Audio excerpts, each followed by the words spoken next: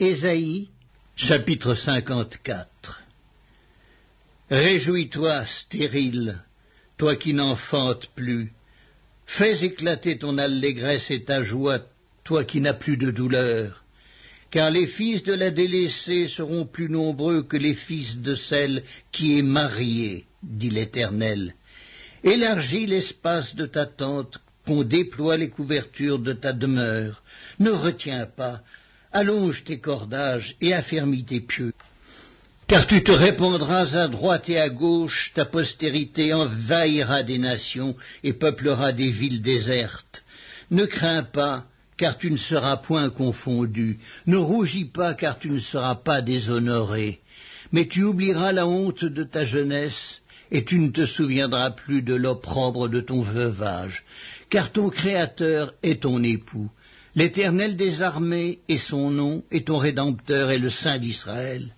Il se nomme Dieu de toute la terre, car l'Éternel te rappelle comme une femme délaissée et au cœur attristé, comme une épouse de la jeunesse qui a été répudiée, dit ton Dieu. Quelques instants je t'avais abandonné, mais avec une grande affection je t'accueillerai. Dans un instant de colère je t'avais un moment dérobé ma face, mais avec un amour éternel j'aurai compassion de toi, dit ton Rédempteur, l'Éternel.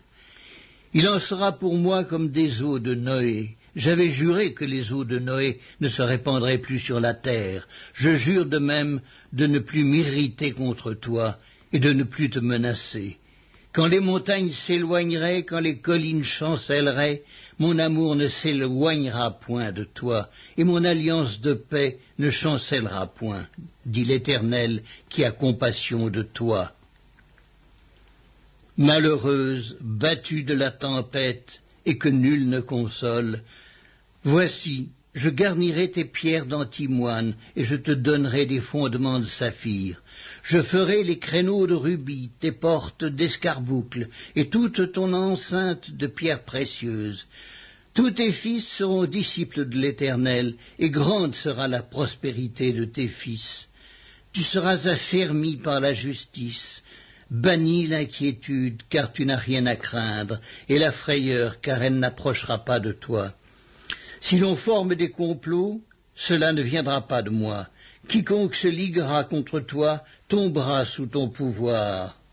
Voici, j'ai créé l'ouvrier qui souffle le charbon au feu et qui fabrique une arme par son travail, mais j'ai créé aussi le destructeur pour la briser. Toute arme forgée contre toi sera sans effet, et toute langue qui s'élèvera en justice contre toi, tu la condamneras.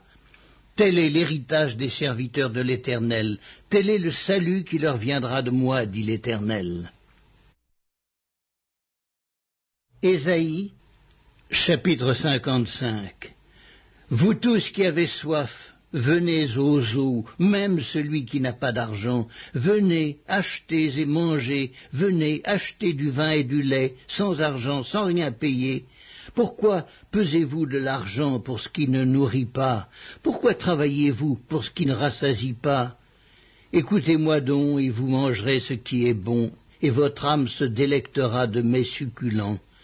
Prêtez l'oreille et venez à moi, écoutez, et votre âme vivra. Je traiterai avec vous une alliance éternelle pour rendre durables mes faveurs envers David. Voici, je l'ai établi comme témoin auprès des peuples, comme chef et dominateur des peuples. Voici, tu appelleras des nations que tu ne connais pas, et les nations qui ne te connaissent pas accourront vers toi à cause de l'Éternel ton Dieu, du Saint d'Israël qui te glorifie. Cherchez l'Éternel pendant qu'il se trouve, invoquez-le tandis qu'il est prêt. Que le méchant abandonne sa voie, et l'homme d'iniquité ses pensées, qu'il retourne à l'Éternel qui aura pitié de lui, à notre Dieu qui ne se lasse pas de pardonner. Car mes pensées ne sont pas vos pensées, et vos voix ne sont pas mes voix, dit l'Éternel. Autant les cieux sont élevés au-dessus de la terre, autant mes voix sont élevées au-dessus de vos voix, et mes pensées au-dessus de vos pensées. Comme la pluie et la neige descendent des cieux et n'y retournent pas, sans avoir arrosé, fécondé la terre et fait germer les plantes, sans avoir donné de la semence au semeur et du pain à celui qui mange, ainsi en est-il de ma parole qui sort de ma bouche. Elle ne retourne point à moi sans effet, sans avoir exécuté ma volonté et accompli mes desseins. Oui, vous sortirez avec joie et vous serez conduits en paix. Les montagnes et les collines éclateront d'allégresse devant vous, et tous les arbres de la campagne battront des mains. Au lieu de l'épine s'élèvera le cyprès, au lieu de la ronce croîtra le myrte. Et ce sera pour l'Éternel une gloire, un monument perpétuel, impérissable. Ésaïe, chapitre 56. Ainsi parle l'Éternel, observez ce qui est droit et pratiquez ce qui est juste, car mon salut ne tardera pas à venir et ma justice à se manifester. Heureux l'homme qui fait cela et le fils de l'homme qui y demeure ferme, gardant le sabbat pour ne point le profaner et veillant sur sa main pour ne commettre aucun mal. Que l'étranger qui s'attache à l'Éternel ne dise pas « L'Éternel me séparera de son peuple », et que l'eunuque ne dise pas « Voici, je suis un arbre sec », car ainsi parle l'Éternel. Aux eunuques qui garderont mes sabbats, qui choisiront ce qui m'est agréable et qui persévéreront dans mon alliance, je donnerai dans ma maison et dans mes murs une place et un nom, préférables à des fils et à des filles. Je leur donnerai un nom éternel qui ne périra pas. Et les étrangers qui s'attacheront à l'Éternel pour le servir, pour aimer le nom de l'Éternel, pour être ses serviteurs, tous ceux qui garderont le sabbat pour ne point le profaner et qui persévéreront dans mon alliance, je les amènerai sur ma montagne sainte et je les réjouirai dans ma maison de prière. Leurs holocaustes et leurs sacrifices seront agréés sur mon autel, car ma maison sera appelée une maison de prière pour tous les peuples.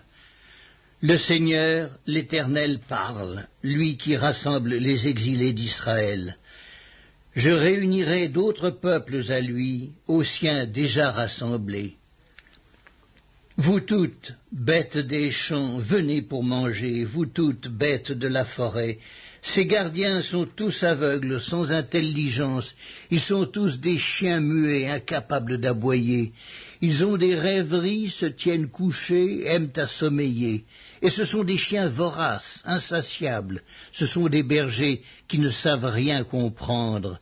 Tous suivent leur propre voie, chacun selon son intérêt, jusqu'au dernier. Venez, je vais chercher du vin et nous boirons des liqueurs fortes. Nous en ferons autant demain et beaucoup plus encore.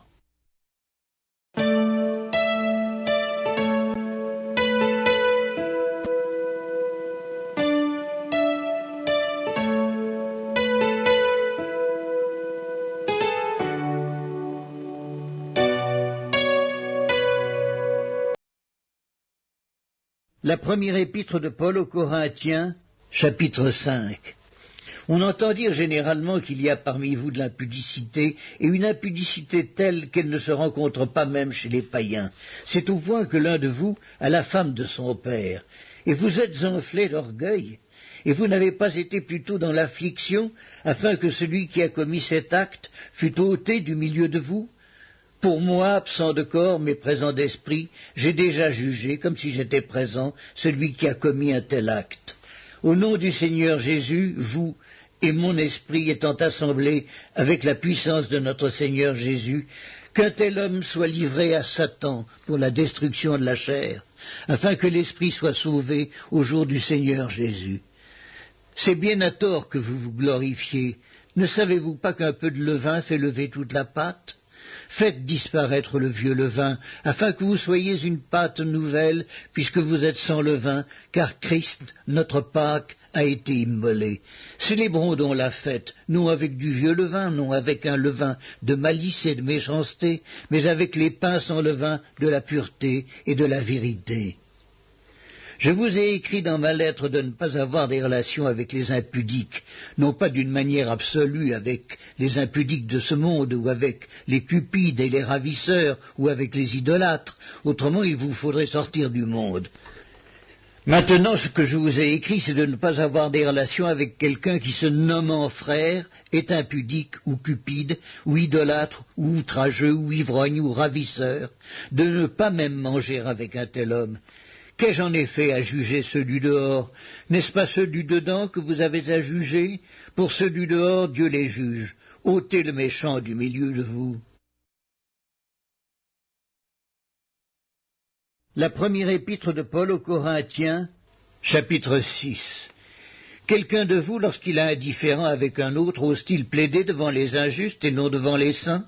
Ne savez-vous pas que les saints jugeront le monde? Et si c'est par vous que le monde est jugé, êtes-vous indigne de rendre les moindres jugements? Ne savez-vous pas que nous jugerons les anges? Et nous ne jugerions pas, à plus forte raison, les choses de cette vie? Quand donc vous avez des différends pour les choses de cette vie, ce sont des gens dont l'Église ne fait aucun cas que vous prenez pour juges. Je le dis à votre honte. Ainsi, il n'y a parmi vous pas un seul homme sage qui puisse prononcer entre ses frères. Mais un frère plaide contre un frère, et cela devant des infidèles. C'est déjà certes un défaut chez vous d'avoir des procès les uns avec les autres. Pourquoi ne souffrez-vous pas plutôt quelque injustice? Pourquoi ne vous laissez-vous pas plutôt dépouiller? Mais c'est vous qui commettez l'injustice et qui dépouillez, et c'est envers des frères que vous agissez de la sorte. Ne savez-vous pas que les injustes n'hériteront point le royaume de Dieu? Ne vous y trompez pas, ni les impudiques, ni les idolâtres, ni les adultères, ni les efféminés, ni les infâmes, ni les voleurs, ni les cupides, ni les ivrognes, ni les outrageux, ni les ravisseurs n'hériteront le royaume de Dieu. Et c'est là ce que vous étiez, quelques-uns de vous. Mais vous avez été lavés, mais vous avez été sanctifiés, mais vous avez été justifiés au nom du Seigneur Jésus-Christ et par l'Esprit de notre Dieu. Tout m'est permis, mais tout n'est pas utile. Tout m'est permis, mais je ne me laisserai asservir par quoi que ce soit. Les aliments sont pour le ventre et le ventre pour les aliments, et Dieu détruira l'un comme les autres. Mais le corps n'est pas pour l'impudicité, il est pour le Seigneur et le Seigneur pour le corps. Et Dieu qui a ressuscité le Seigneur nous ressuscitera aussi par sa puissance. Ne savez-vous pas que vos corps sont des membres de Christ?